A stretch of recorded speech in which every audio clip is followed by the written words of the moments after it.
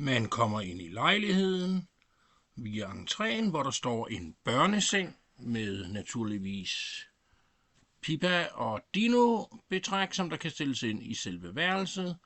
Køkkenet er fuldt ud moderne.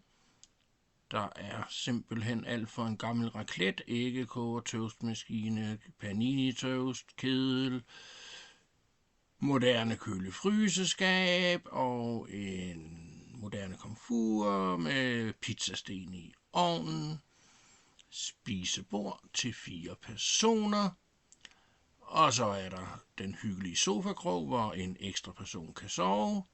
I den anden ende af stuen er der rigtig god plads til lidt hot yoga i solen eller sidde og chille ud med gamle DVD-film. Selve værelset er herinde til venstre. Der er hvad der skal være, og der er plads til, at børnesengen kan stå over i hjørnet i alkoven.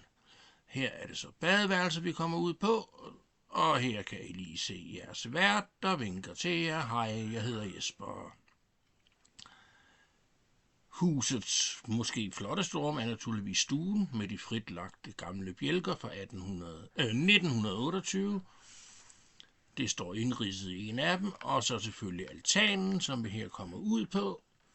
Lejligheden er Sygehusvej 7, og det gamle hospital er Sygehusvej nummer 5, og der i horisonten kan I se en sendemast, der sender super god